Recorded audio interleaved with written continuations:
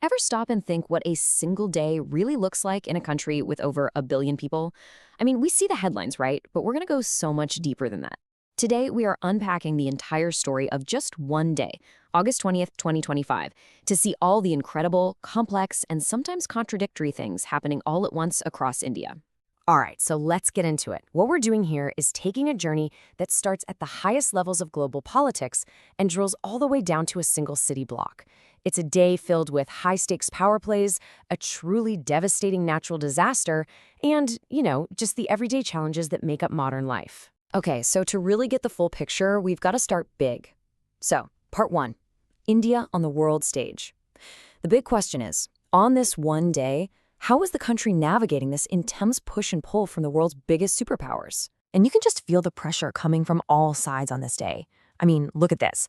On one side, you've got the United States hitting India with these crippling tariffs. We're talking up to 50% on exports. That is a huge economic threat.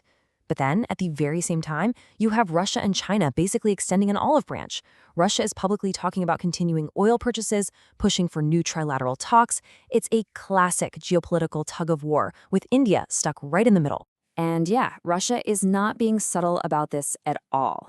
Their diplomats came out and publicly called the U.S. tariffs unjustified and unilateral. That's really strong, very calculated language. It's designed to do one thing, paint Russia as this reliable partner for India, standing up to what they're framing as Western economic bullying. So while all that's happening, there's also this major diplomatic shift underway with China. After a really tense period, the two giants have agreed, today, to get trade, direct flights, and cultural ties back on track. And maybe most importantly, they've committed to talking through their really difficult border disputes. You can't ignore the timing here.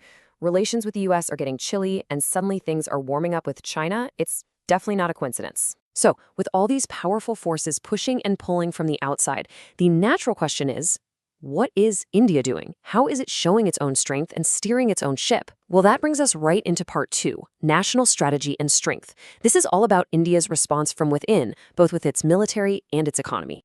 Just one. That's the number. India conducted one single missile test today. But this wasn't just some routine military drill. A successful test of the Agni-5 missile, especially on a day packed with this much geopolitical drama, well, that's a huge statement. It's a declaration of strategic independence. And to really get why, you need to understand what this missile is all about. So, what's the big deal with this missile, right? Well, for starters, it's indigenously developed. That means it's a product of Indian science and engineering, built right at home. And second, it's an intermediate-range ballistic missile. That's a fancy way of saying it seriously upgrades India's defense playbook and acts as a major deterrent. It's a loud and clear signal of military self-reliance. Okay, so we're pivoting now from military hardware to economic strategy.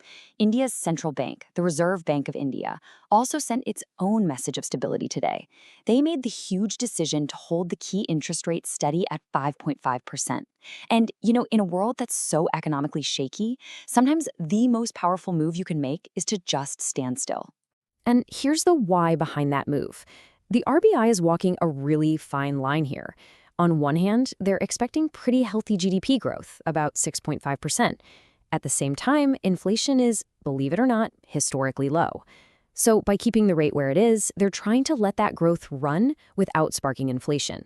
It's a cautious move for sure, but also a confident one, especially with those big U.S. tariffs looming. But here's the thing. While all these big picture strategies are being debated in boardrooms and government offices, a real life and death crisis was unfolding on the streets.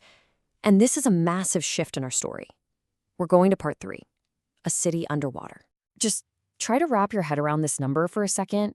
Over 1,000 millimeters of rain. That is a full meter of water falling on one city in just this 1 month. This goes way beyond a normal monsoon. This is a biblical level deluge, and it's pushing a megacity to its absolute limit. And of course, with that kind of disaster comes the ultimate price, 6. That's the number of people who lost their lives in incidents related to the rain in just the last 24 hours. That's not just a statistic. Each one of those numbers is a family that's been completely torn apart by this. And you can just see this city's basic systems completely breaking down under the strain. You've got orange and red alerts going off everywhere. The suburban trains, that's the city's bloodstream. They're all canceled. Flights can't take off. And then there's this surreal image. More than 782 people had to be evacuated from a monorail train that was just stuck. The city is literally drowning. So that leads us into part 4. Because while the flood was an act of nature, there were other man-made forces at play, creating brand new rules and some pretty harsh new realities for people all over the country. $23 billion. That's the mind-boggling value of an entire industry that is now staring into the abyss. Because today, the lower house of parliament actually passed a bill to ban all real money gaming across the entire country. This is a hugely controversial decision that could basically wipe a massive piece of the digital economy off the map. And this isn't just talk anymore. This thing is real. It's already passed its first big test in Parliament. So now the fate of that $23 billion industry is all in the hands of the upper house. A huge economic change is literally one vote away from becoming the law of the land. Meanwhile, something totally different was creating its own drama for teachers in Maharashtra.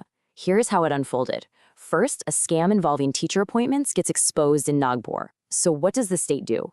It responds with this massive new rule. Every single teacher has to digitize all their records, like right now. And the penalty?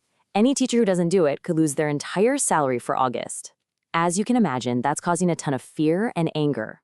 And then, in Delhi, the nation's capital, a really shocking moment of violence. The chief minister, Rekha Gupta, was attacked during a public event. The attacker was posing as a regular citizen who needed help.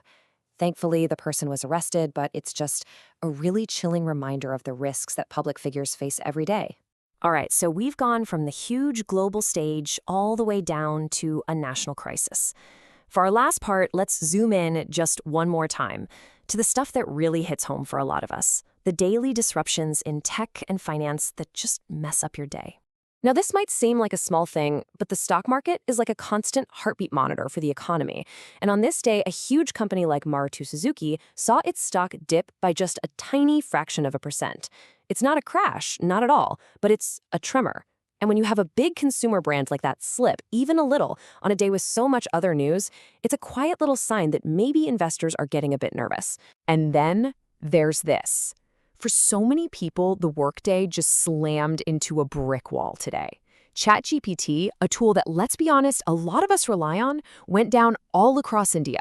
People couldn't log in, it was totally unresponsive, the whole thing started around mid-morning. And the timing? Kind of suspicious. It happened right after they launched a new subscription plan.